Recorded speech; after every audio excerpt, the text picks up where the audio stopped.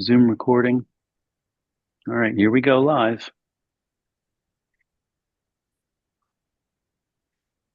All right. Hello, everyone. People joining us from different places.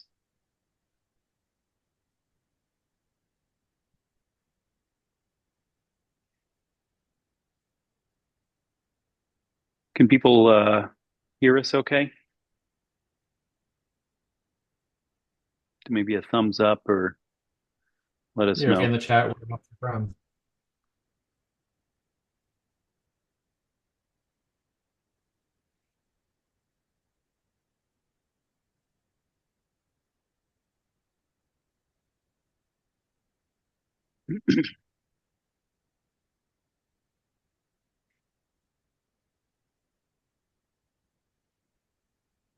Yeah, if you can post in the chat, it'd be nice to know, just make sure somebody knows that they can hear us. And maybe, yep. Hi, everyone. Great. It's That's me Kelly and, though. yep.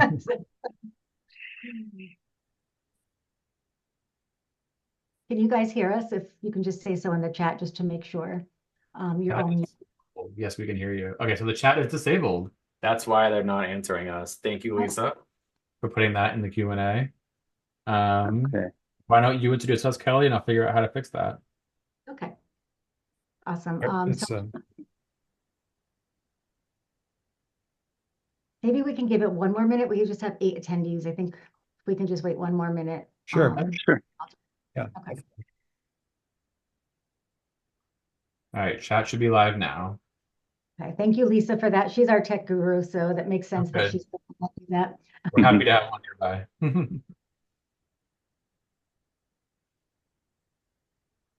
Thanks, John, for letting us know. I'm glad you can hear us. I'm not always glad you can see us, but that's good. Thank you. Sue, hi, Sue. Thanks, Lisa.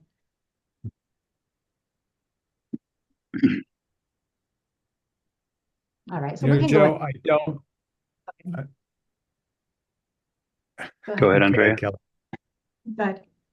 What's up, Andrea? Joe, I don't have a video for that. So if somebody wants to walk people through the how to order. Mhm. Yeah, we'll have Eric do that. Get to that part. That's fine. That's so Kelly, go ahead and start us off. All right, welcome everybody. Thanks so much for joining. I'm really excited about this presentation. We have Digital Silver Imaging here to help us answer some questions about the print process, talk to us about different options, help us if we have any questions with downloading images from Lightroom, and they're going to give us a tour of their facility.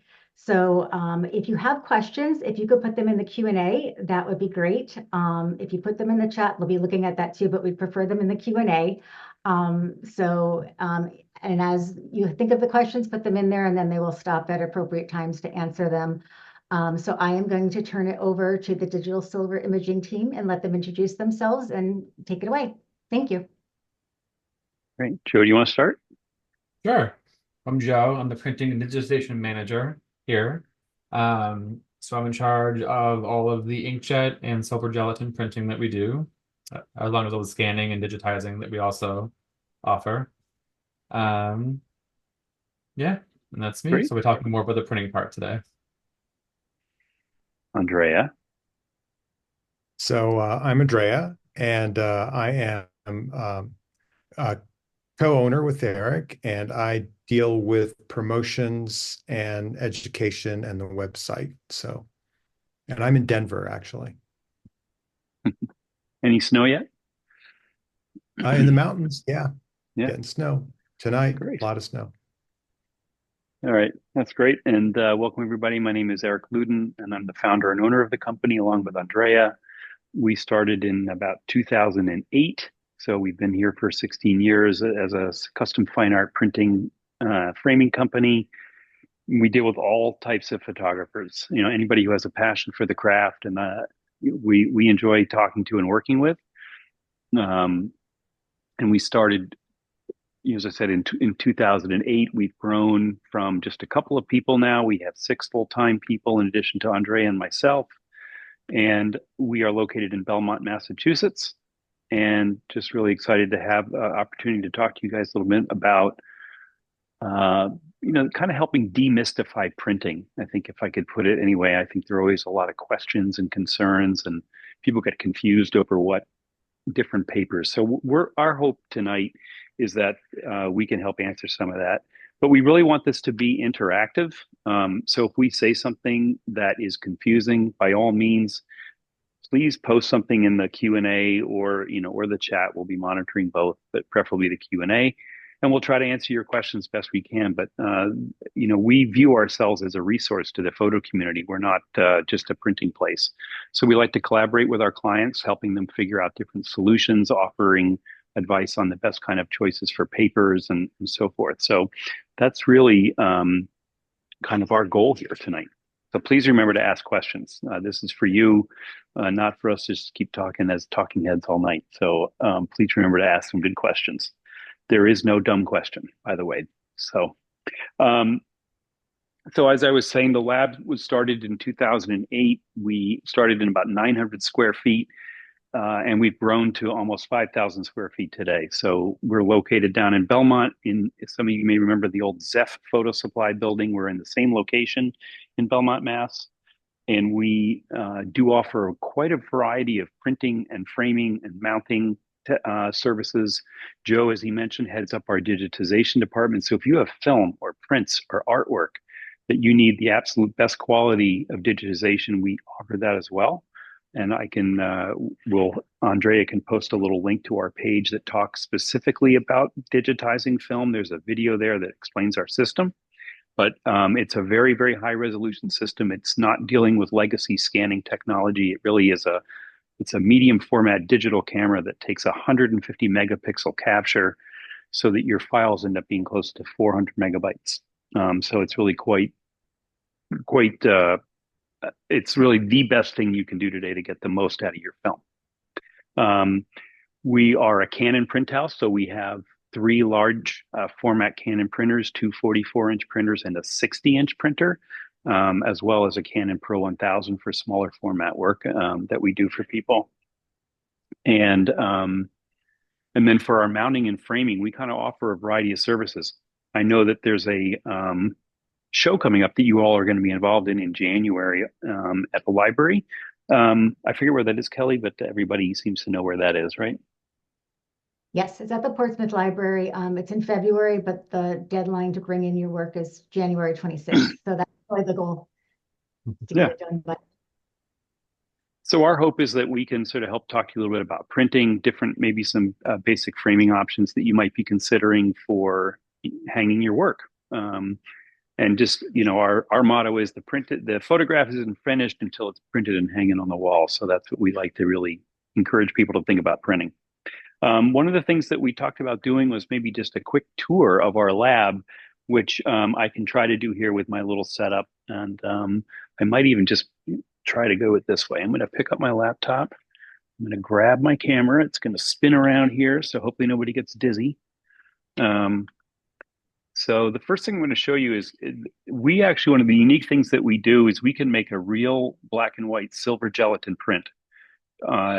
Same paper that was used in the darkroom, but this is our processor. So rather than using trays, we actually run your 50-inch wide roll of paper through this, which is a chemical black and white processor. So it runs Ilford chemicals through a developer, a fix, and a whole series of washes to make sure that it's archivally done.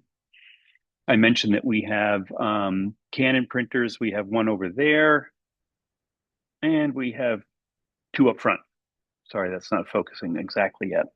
Our fiber prints can be up to 50 inches wide. Our inkjet prints can be up to 60 inches wide. The other parts that we offered, we mentioned, were matting and framing. So we have a custom mat cutter over there in the corner. All of these frames here actually for a large project we're doing for a music company. So they're 250 frames for Def Leppard going out. I'm going to try to walk into our kind of the cool room. Give me a second here. I'm going to put my laptop down. So this is what I'm showing you is going to show you in here is our light jet. This machine looks like a big MRI machine. What this thing does, and these have been around since the 90s, what this big machine does is it exposes the fiber-based paper with light through a red, green, blue laser in total darkness. The machine is in total darkness.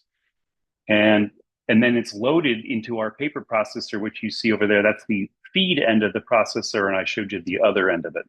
So what's cool then is you get a real true, like you can see up there on the wall, it's a real true black and white silver gelatin print on a fiber-based paper or a resin-coated paper.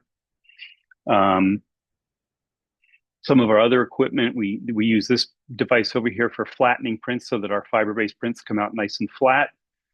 And I'm going to have to do this two-handed here. Give me 1 second. The other thing we're going to talk about is inkjet papers, which are really great. There are a variety of surfaces and so forth. But one of the things we talk about is how do you protect your inkjet print? So I should have put one up on the wall, but this is a custom-built spray room so that we have proper ventilation, but we can spray the surface of select inkjet papers with a UV coating. And what the UV coating does is it provides protection to the surface of a print without having to do framing and glazing. So it's an option to be able to protect the surface of a print without having to go through the added costs of framing. So that's a little bit about our tour of our lab. And I was going to try to do one thing here, which I was going to pull out where our fiber-based prints go when they're done, which is under here. So this is some paper. These are some prints that we just did today. You can see the paper's a little wavy, which is natural for a fiber-based paper. Once these are dried, we do put them in our press out back and they become nice and flat. So that's a little bit about our lab.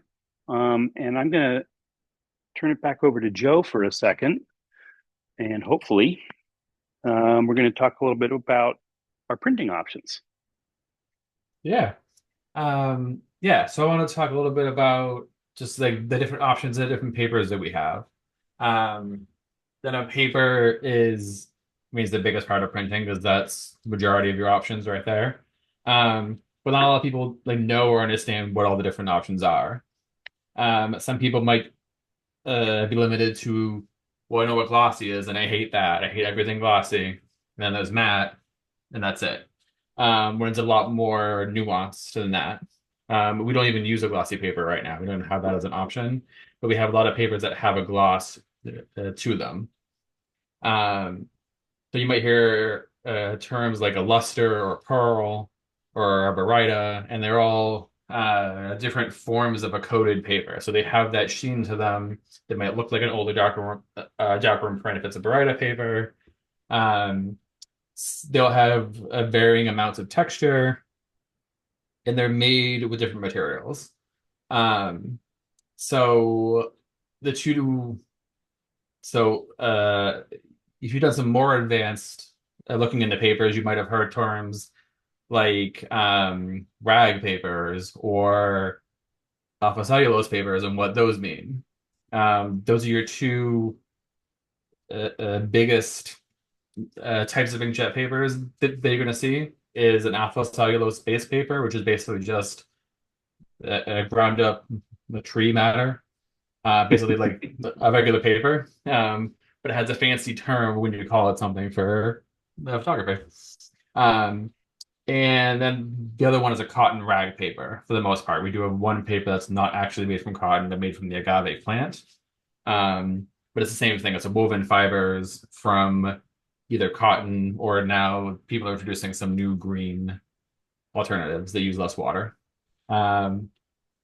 So the pros and the cons of those, the rag papers tend to last a little bit longer. They're a little more durable. Sometimes they're thicker, but both can be archival. But then when you get into some more advanced nuances in those papers. Some of them they are let's just step back. Some of them had that term archival, and you might have heard that, or like if you're buying paper or buying storage containers or buying clear bags for your friends, like you hear this term archival. What does that mean? That basically means there's no acids or other foreign entities in either that paper or in that product that you're looking at that will degrade the print over time or the ink. The certain papers are made with something called optical brighteners, which are, Eric would know the exact science behind it, are a Yeah. thing that makes the paper appear brighter. But those can break down and yellow over time, which then renders your print not archival. Because over time it can yellow, and certain ones will do it faster than others. It's hard to know based on how much that paper has. Um, but then some papers just don't have that at all. It does a little more natural of the surface looking, Hmm. and those will last you forever if Yeah. If stored you think about properly. I'll just chime in for one thing, Joe. Like if you think about your newspaper, um, that tends to have a ton of optical brighteners because they're trying to make the black print as contrasty as possible off the paper. And you know what happens, when you leave that out on your table and it's in sun, it'll yellow pretty quickly, just as Joe was describing. So we just try to focus on papers that don't have optical brighteners. The couple that we do, like Joe mentioned, our pearl or luster paper, it's very hard to obviously show a paper on a webinar, but that does have some optical brighteners. But there's a perfectly great application for that paper for short-term display, coffee shops, outdoors, things like not outdoors, but short-term display. Yeah. Yeah, but the majority of our papers, especially all the papers in our fine art line, um, do not have those brighteners and thus are archival for longer term, either displaying or archiving of your work. Yep. Um, I want to highlight some of our popular papers that we have. So one is the one that Eric just held up, which does have optical brighteners in it, but it's our photo pearl. It's one of our more value papers. Um, the two we have in that kind of value tier that are a little bit cheaper than the rest are the Ilford Smooth Pearl and the Ilford Fine Art Smooth, which is a matte paper with a slight texture to it. Eric's holding it up now. Yep. So it's matte paper, slight texture. I'm not sure if it has OBAs, but it's alpha cellulose Yeah. paper, so it's made from Yep. um, so it's made from paper or from trees, I should say, Yep. not paper. And another one is going to be our photo rag Barita, so it's a cotton-based rag paper. It has a shine, but it's not as shiny as the pearl. It's definitely not a gloss. In certain lights you'll catch that shine, but in certain lights you won't. And it has a nice texture to it. I think it looks the closest to a fiber paper, like a darkroom paper. Yep. But obviously you can print in full color and it's not. Um, and another one gets a little crazy is our metallic. Oh, Eric has a hand up. So What's up? I'm just going to chime in about this term Barita, which a lot of you may have seen on inkjet papers. And what Barita is the layer that was sort of created many years ago for silver gelatin papers, so that instead the base of the paper, then they put down this layer of what they call barium sulfate, and then the silver gelatin emulsion kind of went on top. So the Barita layer created sort of a little more depth and subtleties to a silver gelatin print. So as the inkjet companies got wise, they wanted to emulate what a darkroom paper felt like. So if you see, if you go to your store or you're looking at inkjet papers or you're talking to us about inkjet papers, that Barita, those papers with the term Barita in it, um, have the look and feel of a silver gelatin darkroom paper. Yeah. Yes, Andrea. So in the Q&A, Susan asked, she was referring to the DSI digital silver fiber paper. What fibers are in the fiber-based paper? So that's our silver gelatin paper, I believe Susan was referring to. Yeah. Yep. Yeah. So that's going to be cotton fibers with This, the silver. Sorry, Eric? so actually the silver gelatin papers are actually on a wood pulp base. That's really what this is. And so that's one of the reasons that the paper, um, in humidity situations, you can kind of see sometimes they lay nice and flat like this. And then when it gets a little drier, they can get a little wavy because the humidity has been kind of sucked out of the air, but they tend to be, um, this is the kind of original darkroom paper, this silver gelatin fiber based paper. And we do have it on a resin coated base as But well. that is But it's, archival. yeah, so yeah, Yeah. the silver gelatin prints are completely archival, um, because of that archival base. Sorry, Joe. Anytime. Yeah, so the other Was it? paper that I wanted to highlight is our Photo Rag Metallic. So it's basically the same texture and feel and weight of our Barita paper, but with a metallic coating. This is really great for like punchy colors or like even black and white. Like it'll make things like they just pop off the page when the light hits them. Cool for Yeah, sunsets, ocean.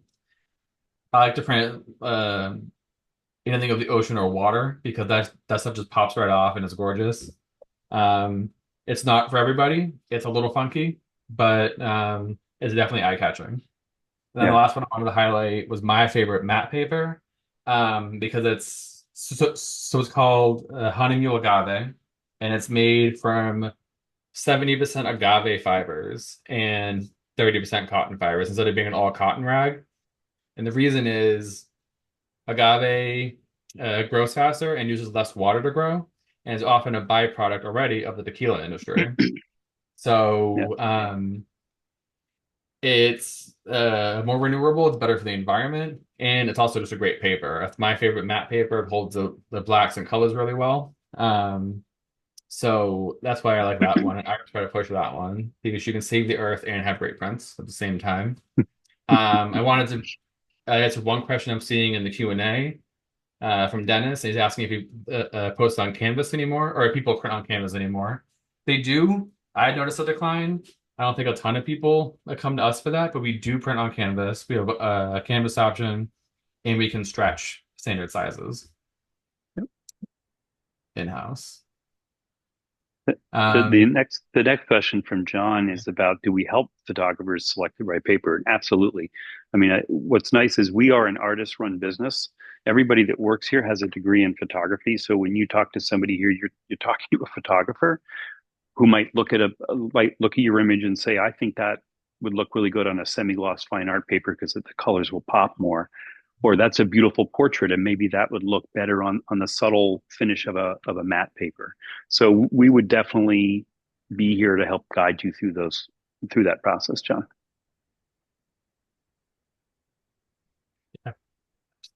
So, absolutely. Yeah, so those are more popular papers. We also have so we have a few other matte papers I haven't mentioned. One they call Ultra Smooth because it is ultra smooth. Then we have one that's by Canson called Aquarelle, but that is a like 300 or 400-year old watercolor paper that they've been making forever. That then when the Canson acquired Arch, they started to they put on a inkjet coating on top, so you can print on a real watercolor paper. It's really nice. It's really thick. Has a lot of texture to it, so it's not for everybody. Um, but if you like watercolor Yeah. paper and you want to print on it, it's awesome. It's super bright. The whole color is great. Um, that's more or This less this our range. Andrea has his finger up. What's up, Yep. Andrea? Go ahead, Andrea. Yeah. So I just wanted to say I've posted in the chat, I've posted a link to what we call our print sample promotion. So what you can do there is you can order a print on 3 different papers. So if some of those papers sound intriguing to you, you could order the same image printed on the 3 different paper so you get an idea of what it looks like. And in addition to that, you get a $25 off coupon on your next order. So the print sample promotion almost pays for itself. So that's a really good way to try 3 different papers. But of course, like John asked, we'd be really happy to give you any advice you wanted before you actually went through that print sample promotion to help you narrow it down. And Yeah. those are all on eight. Those are all perfectly good 8.5 by 11 prints. So it's not like it's a throwaway item or a little small print. We try to give you something that you can use to make a good decision from. Yeah. And Lisa asked in the chat to repeat which paper I said was good for sunsets. And that was the Hahnemühle Photo Rag Metallic. But also, if the metallic is too crazy for you, the photo rag, the Beretta would also be a great option. So Yeah. either the Beretta or that super crazy punchy metallic, which can be a gimmick, but I love this paper right here. I think this one is very well done. Yeah. By Hahnemühle. They're a reputable brand, and it's a really high-end metallic paper. Yeah, the nice thing on the metallic, it's for many years, if any of you have ever done metallic prints, they tend to be on like a Fuji or a Kodak photographic paper, and they have that resin coating. This is the first time a company has ever invented a metallic paper with actual silver flake in the paper that is still archival and on a cotton rag base. So it doesn't have that cheap kind of feel I think you might sort of be accustomed to. It's not super shiny, but as Joe said, there's some really cool images that look great on it. Cars or something graphic or sunsets and even black and white prints. Yeah, absolutely. It's great for black and white prints. And then so our other option for printing, which you've kind of already gone over, is the silver gelatin, like I was talking about earlier. So if you want a true black and white print, the old school way, that's the way to do that. So as far as kind of our pricing tiers, pricing and ordering tiers is 2 different ways for both. So we have our 2 cheaper papers and that's cheaper in price only. They're not bad papers. But they are the Ilford Smooth Pearl and the Ilford Fine Art Smooth Matte. And they are both less expensive than our what we call fine art papers. But personally, I think that smooth matte paper is great. I use that from time to time. And then we have our fine art tiers of paper, and that's like the Berettas and the metallics and the agave and stuff like that I mentioned. And there's more options in that tier. You can definitely get great prints from either tier. And then we You want me to have show the site, Joe, sure. with I the think that'd papers? be Would that fine. be helpful? Yeah, because so much to go into our Yeah. 2 different uploads. So, and you can buy our shirts also. We have very cool shirts. It's going to show you on the where Joe's talking about our papers, which is handy, is that if you forget about it, like we list our papers and we give you a nice description of what they're like. So if you have questions, these do talk about the various papers we use. So as Joe mentioned, the photo ink, we call these our photo ink tip papers. We have fine art semi-gloss, fine art matte, and a couple of the specialty papers here as well. And Yeah. then we have a couple ways. Do you want to go over a little bit about the ordering and then I can walk them through that, Joe? Or do you Sure, want me to yeah. just go right into the ordering? Oh, yeah. I'll do a quick overview and then you can show us. Yep. So we have 2 different ways to order prints from us. So one is our direct to print upload. And with that, you go on, you upload your file, you choose the paper you want and the size, and then we print it and send it to you, and that's it, done. It's super easy. The other one is our custom print service. So with that, you would send us your file in the same way, but then it's more of a working together type process. So we will, you can tell us exactly what you want. If you know, that's great. But like someone asked earlier, like, do we help you? That's the way to do it. Like if you come into us and say, hey, I'm kind of leaning towards this type of paper. I'm not sure which one. Here are my images. What do you think? That's the upload tier for you because that's where we're going to be working more one-on-one with the artist. And we can also send you proof prints to that so you can see kind of a sample before you order your full prints or your multiple prints if you do. Um, and also, I believe there's more sizing options with custom than there is with value. So value, Yes. it's to there's a huge range of options in the value prints. It's not like you're limited to like 8.5 by 11 or this. There's options there, but it's just a completely custom process if you do the custom upload. Thanks, Joe. Yeah. So I will. So on our website, if you're under our services and products tab and you go to our direct to print tab, a link there, we talk a little bit about what the page looks like. We provide links to our print sample promotion, a variety of places. Pricing is here for our direct to print service.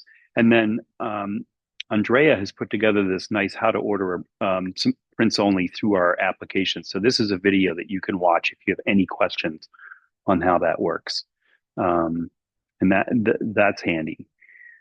So, and then it just, again, just so people ask about pricing. Silver gelatin prints are listed here with our range of prices.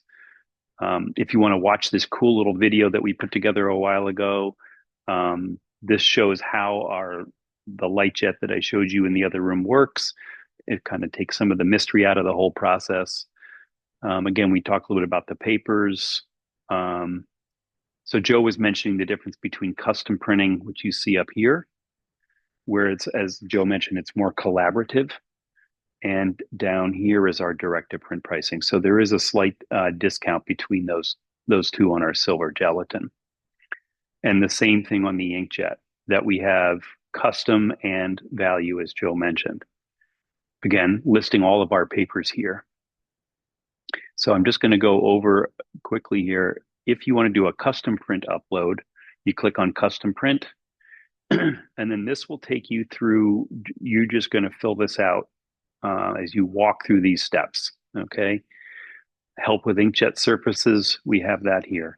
If you are exporting from Lightroom and have questions about what are the best practices for exporting from Lightroom, Andrea put this together for us so that there's a great link there. And then also about aspect ratio. Sometimes people are shooting with a 35 millimeter digital camera and they say, I want an 8 by 10.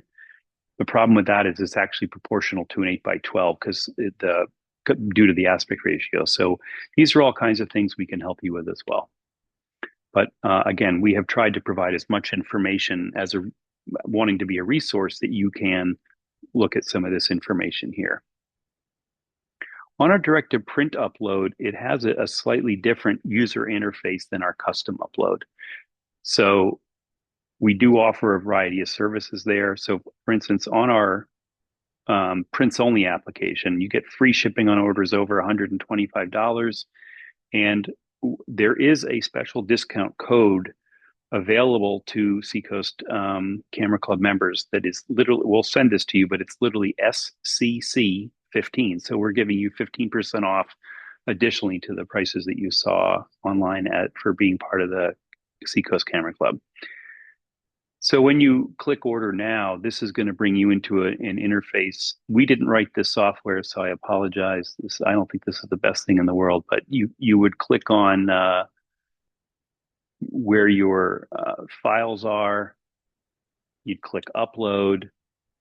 It brings in your print. You hit upload one file, and it shows up here. So one of the things that's important to look at here when you want to do an order is you click on this, and there is a center crop, which means it'll literally will crop the image or shrink to fit. So when I click on that, that is what's going to happen. So if you select a square format, your print is going to print the entire image, but with these extra wide borders. That's just how the software works. But since I know this is a 2:3 aspect ratio, and I go up to um, and select an 8:12 like this,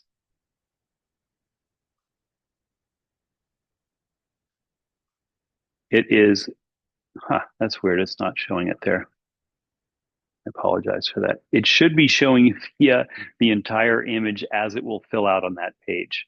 I'll take a look at that, but that is how that works. And then when you're done, you then can go through and decide whether you want borderless, add a 1/4 inch border or a 1/2 inch border. Those are there's no charge for adding borders. I do want to let you know though that what happens is on adding borders, very important to know that the image size will still be 8.5 by 12. I'm sorry, 8 by 12.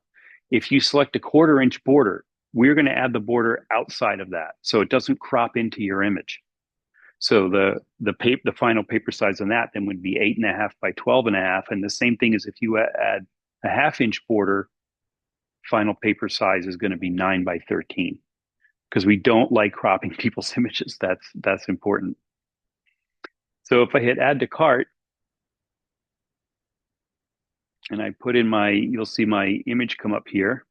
If I put in my promo code of SCC15 and hit apply, it's going to take $4.95 off my order with this SCC code. And then from there, you'll go to checkout and it'll ask you whether you want to pick it up or whether you want it shipped. If you want it shipped, you just have to fill out the rest of the information. So that's pretty straightforward on terms of how that works. I'm wondering if any questions have popped up about that, Andrea.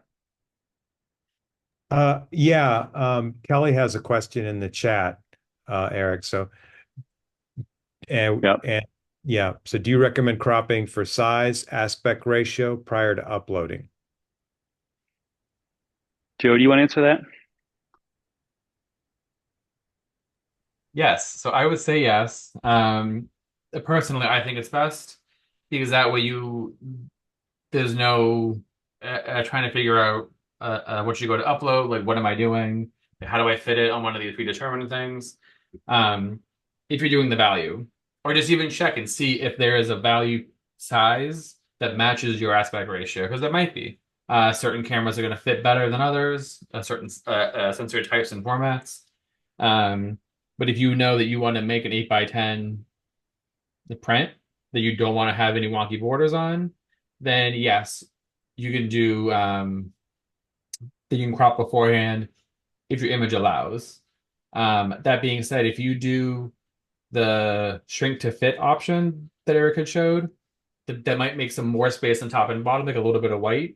And then when you add that 1/2 inch border, you're not going to really notice that anymore. So you don't have to fully crop if it'll fit like that. And because we have that cool feature where you can see, um, that's another option. And if you're doing the custom upload, it's not as big of a deal as long as you don't like really care exactly what the final size is. Like say you know that you want it roughly 12 inches long from the long edge. Then we can go and print that at 12 inches and let the width fall and then add your borders. So it depends on kind of how you're ordering and what you need in the end. Yeah, I'll say on that front, sometimes we get a question about, well, what if I want bigger borders or I want to lay out, I want my paper to be a specific size. You should lay that out ahead of time and send us that file pre-laid out. Like you might want an 8x10 centered on an 11x14 piece of paper because you want the outside paper to be 11x14. So if you're doing the direct to print service on that, you would have to lay it out ahead of time. If you want us to do it, then you would do that through custom. Yeah, I just want to chime in, Yeah, Eric. Just one quick thing. It might be a little confusing. So, and I know that Joe is doing this from muscle memory, but Joe is referring to our direct to print service as value print because that's what we used to call it, and we just changed it fairly recently. So, those are yeah, those two terms are kind of interchangeable. And yep. I also wanted to let everybody know that, I've been posting a lot of stuff in the chat, a lot of links. So if you missed my comment there, I am also saving all those links in a document. So there's going to be a follow-up email to the webinar, and we will include all those links in that. Mhm. Um, so, and we did get a question in the chat about, do we do mounting and matting?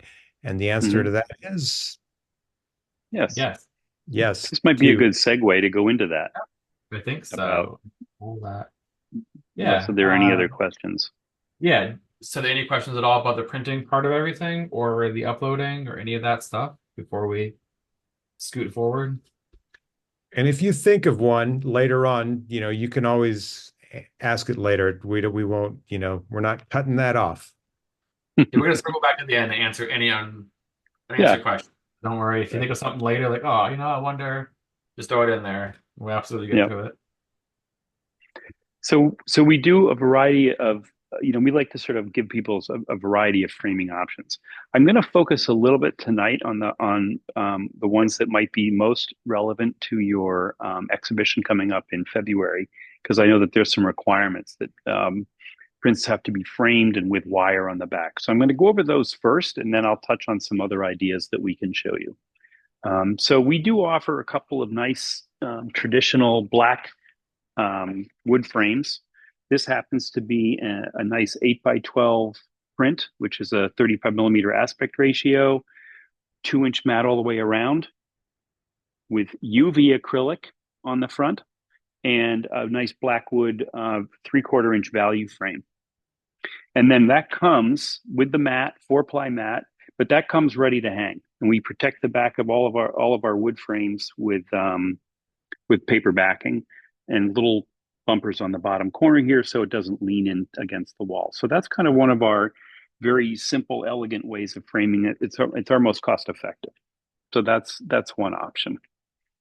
We also offer a full range of Nielsen metal frames. So some of you may be familiar with those. This is kind of one of my favorite profiles. This is the Nielsen 117. It is a little bit thicker. The profile in the front, which I can't tell if you can see this, is flat as opposed to rounded, which is nice.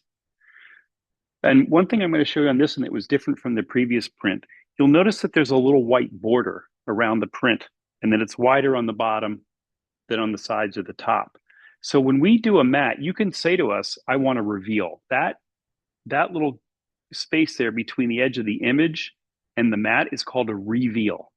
So it gives you the little bit of that border. And when we do a bottom weighted reveal, that leaves room. So this is a 1/2 inch on the bottom and a 1/4 inch on the sides. What's nice about that is it gives you room for your signature if you want to have it on the front of the print. And with metal frames, there is no paper backing because they're metal and they can be reused a little bit. But this also comes with wire. And so we offer the Nielsen frames in a few different profiles, and I'll show you one that we just got in that I think is kind of cool. And we do have different colors, but oops, I've lost my focus. Hold on, see if we can get this back here. Sorry, technology. Is that going to come back? Sometimes it takes my hand to do that. Hold on, I'm going to step out of the frame. Does that help? Not yet. Wow. Come on, camera. Not better yet, is it? If you want, you can come hand it to me, Eric, and I can show them on this camera. Be right back. A little behind the scenes there. They're breaking the fourth wall for a second. Show them the spacers. Yeah. So we have now doesn't that look better? So this is in this super cool like fire orange the paint that they have on. Nielsen frames come in a crazy variety of colors, and they also have, if I can show you, best way to do that is how do I do this? The metallic? So the spacers inside Oh, okay. in between the image and the frame are clear, I believe. And so that's cool. So it has this cool depth to it, like even around the edge of the frame. So Nielsen frames, I used to hate them. I always thought they were kind of dull, kind of ugly, but they've gotten super cool recently with some wild colors, which I was always, yeah, I do a black frame, but this looks way cooler in an orange frame to match that orange lava. So So Yeah. Joe, I want to just chime in that that print, you can kind of see it a little bit. That's on that Hahnemühle metallic paper. yeah, And the spacer, and that's not matted. That's just a a print with a border around it. And then those spacers, as Joe was pointing out, keep the print from touching the plexiglass, which is what you should do for archivalness. yeah. So, but it also gives the whole thing a nice look overall. Yeah. Thanks, Yeah, Joe, for bailing me out. yeah, of course. I will hand it back to Eric. Um, so, in terms of, again, the requirements for your exhibition, whether or not um, you are going to do a frame with a mat or the added border around the image and using spacers, either one of those can meet the standards of what you need for your exhibition because they can go into a variety of frames with picture wire on the back so they can hang either way. And it's kind of a look. It's not a question of one being better or worse than the other. I just like, there's a little more contemporary look to mounting a print to something, and um, using those spacers, as Joe was saying, gives it kind of a cool depth because the image recesses back into the frame a little bit. There are a couple of other options I'll show you. I know that like people often ask, what do we mount prints to? So we can mount prints to a variety of substrates. We do mount, if people want something mounted to mat board for some, they're going to put it into their own frame. Typically, our small prints, what we'll do is we'll hinge mount that print using archival photo corners on the edges of the print, and that will go into a frame with an archival mat. That's a pretty standard way of doing it. We on our larger prints or our prints with the spacers, the print does have to be mounted to some kind of a rigid substrate because there's no mat holding everything in place. So in those, we typically mount to either Gator foam, which is a rigid version of foam core. It actually has a wood pulp face on the front and the back, so it gives it a little more rigidity than foam core just has a paper backing. So that's one option. And then the other option is this material called Dibond, which is kind of cool. Dibond is an aluminum composite material, very archival and very rigid. So it doesn't warp or bow over time. So if you're planning on keeping something for a long time, and this is an option of doing something, we call this our Aluma mount. So this is a print that is it's one of our RC black and white prints on the silver gelatin. And the print has been mounted using an archival neutral pH adhesive to the Dibond. And then we provide this little simple hanging plate with the two little bumpers on the bottom. So you can literally hang this on the wall just like that. So I realize this won't work for your show, but if you're looking to do something that's frameless, this is kind of a cool option. And we have these on our website called Aluma mounts. And no signatures. I'm glad you said that, Kelly. And that was on a resin coated paper. And this one, another version of our Aluma mount using one of our matte fine art papers. But same idea. This is a 12 by 16 print mounted to Dibond. You can sort of see that thin, clean edge. And then with the hangs system on the back. So again, just a slight different way of displaying work that doesn't have to be in a traditional frame with a mat or with the spacers. One of my other kind of favorite things I like to show is that we have these really cool wood print hangers, right? So what's nice about these are that they come in a set of four, two for the top and two for the bottom. And what I like about these is that they come pre-drilled with these two holes here. So when you put that up on your wall, you make that sure that's nice and level, and then you put your print in, and then these really strong magnets lock it into place. And so you have one set for the top and one set for the bottom. And to help protect the print, that's why I showed you the spray room earlier. We can spray these prints with this UV coating that have very little effect on how your print looks.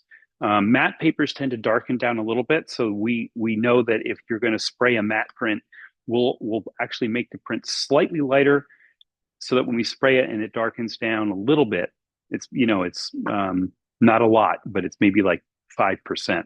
We want to make sure we compensate for that. The really cool thing I like about print hangers, like as Joe said, we try to think of things that are renewable. This is actually on the agave paper. But if you always kind of make your prints the same size each time, it's really easy to swap prints in and out of this system. It's a nice way to display them. They're kind of elegant looking, but there's no framing, no acrylic, and you can easily then swap a print out by just, as I showed you, just unclicking the magnets and being able to have those in your home and swapping things out nice and frequently. So I was showing these to someone the other day, and they were like, "Wow, cool! I live in New England. I could have seasonal photographs for spring, summer, fall, and winter hanging in my house because they're not paying to reframe it each time." So that's just a nice. Those are just some nice, simple alternatives to traditional framing that you can consider and talk to us about. And Eric, there's a question in the chat about, is there any way to put wire on these options? And I think that meant the Illuma Are you mount. talking about this, Kelly? But Yes, yeah. yes. So those two options, there was two options you showed, and we would allow that for the exhibit, but it would have to be on a wire. I made this mistake last year actually, and tried to get a wire on it, and I couldn't, but I didn't know if perhaps there Yeah. was. Correct me if It, I'm wrong, but if we put two hanging plates going vertically, can't we run a wire through that? Have we done that before? That seems familiar to me.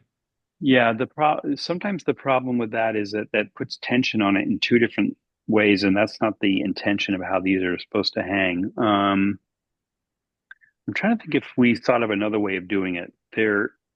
If they have to hang off of wire, right? I'm assuming it's because they have a system to hang off of like a wire coming down. Kelly, is that how it works? There is a system that it has to be on a wire. So because this has this little hook in there, we've hung things off of this system that has these, because it just has a hook. I mean, they're not putting nails in the wall for your prints, are they? No, but it does have to have a wire, so it's fine Okay. with that option there. I just was curious. Yeah. I like both of those that you showed, and it takes away the needing to frame, but Yeah. anyway, Yeah. that's fine. Yep. Those are some other options. And with the print hangers, this we do have an option that instead of screwing it into the wall, you can actually order them with a string that literally just comes over the top, so that these can also hang without having to put any nails or anything into the wall. So that's another option that we offer for our we call these our DSI wood print hangers. Um, So those are just some basic options. Again, I don't want to overwhelm people with too many more options at the moment. We do offer some custom frames. We have framed things as large as 60 by 96 for the decorative museum, or you can see some of these nice small sizes. So if you have a project or something you're working on for an exhibition somewhere else, or you're looking to do something a little different than what I showed you tonight, by all means, give us a call. We can walk you through. We make custom maple frames, ash, walnut, cherry, different finishes, and those are also on our website. When you go to our website under custom wood framing. So I want to try to open it up for questions because we've got just We a little. do. Yeah. We do have a question. There's a question in the Q&A from John, and who asks, from ordering to finish to shipping ETA. So typically, John, again, if it's prints only, and you order them through the direct to print service, we typically try to turn those around in 3 to 5 business days, as long as there aren't multiple paper surfaces. When you get into multiple paper surfaces, because we try to economize for just time and everything, if you order like a couple of the silver prints and a couple of the other surfaces, that will delay things a little bit. But typically, if it's a print only, we try to ship in 3 to 5 business days. And because you're local, if we do ship, we use UPS or US Postal Service if it's a smaller print, and UPS ground is next day to anybody around us. If you're, if we get into more where we're adding some mounting or some framing, we like to say it's a week to 2 weeks for turnaround time. Right now, and again, as we get closer to the end of the year, those turnaround times could get a little bit longer. So for your shows that are coming up, what's the date for install, Kelly? Is that would you say January? January 26th or around there. Yeah. So if we're going to work with you in on that, right after the new year, we would want to get any orders. If you send it before the holidays, even more better.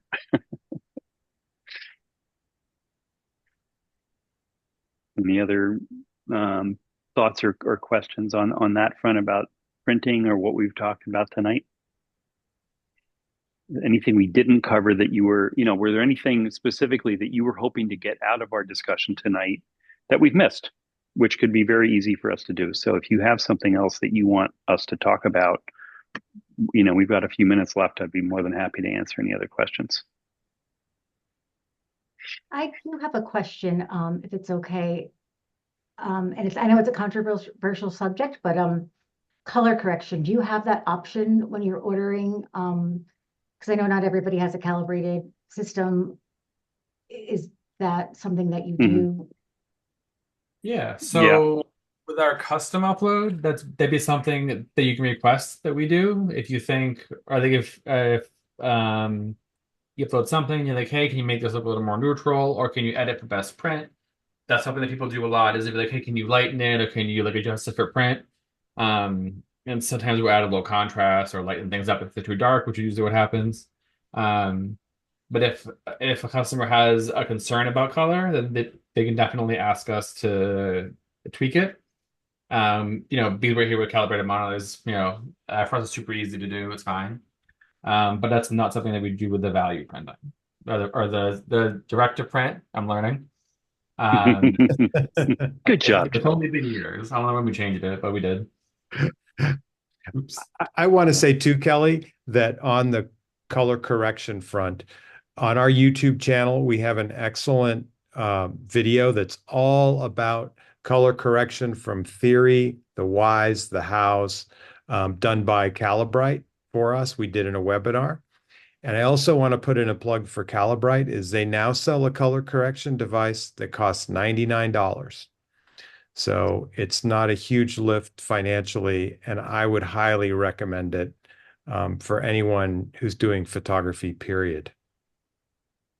Just really quickly, what that is Calibrite was the company that used to be known as X-Rite, kind of like Spider, but it's a piece of hardware that hangs on your monitor, and you auto run a program that puts a whole bunch of color swatches up. So it is really important, when Kelly talks about color correction, to that you make sure that you, especially if you're going to get into more printing, as Andrea said, $99 is a really reasonable thing to consider investing in for your work. And as Joe said, we do work with people on making corrections. We do not, just so to be really clear, we do not get your files in and start to say, well, we think it should be like this. And we do not apply any corrections on our side. In fact, when you order a print sample promotion from us, our whole intention there is we print the files just as we get them. And we do that for a couple of major, the major reason we do that is for you to hold that print and be able to look at it next to your monitor and say, how close am I? If you're really far off, then I would say this is going to be a calibration issue. The most common complaint any photo lab gets is that my prints appear darker than my monitor. And I just want to say two things about that. Number one, when you're looking at a monitor, you're looking at light being transmitted or transmissive light coming through a file. So it's almost like holding up a transparency and looking at all those really cool colors. When you look at a print, now it's reflected light, and light is reflecting off of a print. The two will never meet. I just want to be really clear about that. It's just two different light sources and two different things to look at. Our effort is to get them as close as possible by minimizing as many variables. So the best thing you can do is to calibrate your monitor and send us those files. But we do want to, if something is really off or wonky when you get a print from us, we want to know about it. We want to be able to help you understand that.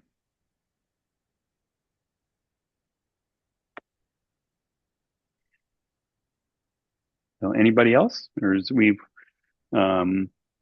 just want to remind people about we will be sending out a follow-up email. This is being recorded, so we will send out this recording as well to people who didn't have it if you want to rewatch anything.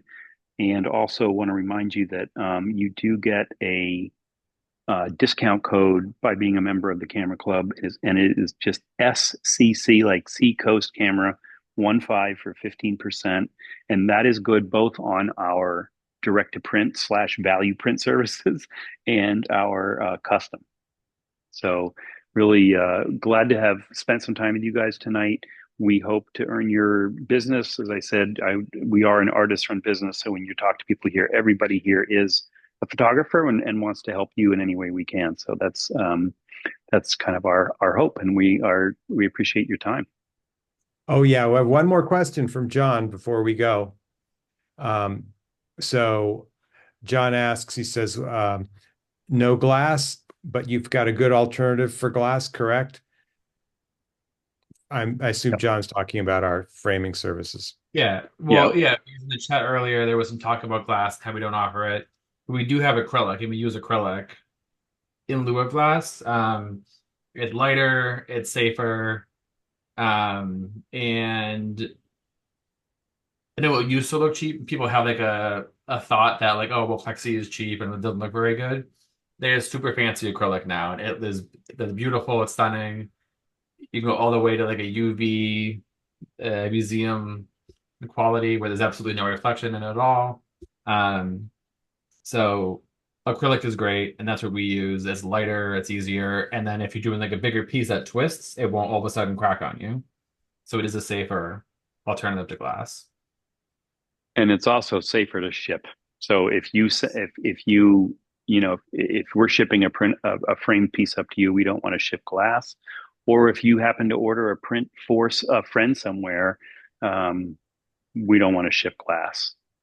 And the last thing I'll say about that is if you ever want us to ship, we ship every day. So we have multiple packages going out of here. So sometimes people ask, will you drop ship something for me? So if you have a friend in Montana that you traveled with and they want one of your prints, we can safely package that up for you and ship it right out of here. And it's just a UPS shipping fee and a little packaging fee. But yeah, we do. You don't have to stand in line. No standing in line. Yeah. So I hope you've picked up a few tips, learned a few things, and if a question pops up into your head at 2 a.m., don't call, but you could email, and we'll get right back to you on that. But in terms of scratching on acrylic, like anything, we have found that the acrylic is not as susceptible to scratching as it used to be. The finishes are more robust. And we recommend that you always clean with a non-ammonia glass cleaner. A glass cleaner is fine, or Glass Plus, but not Windex.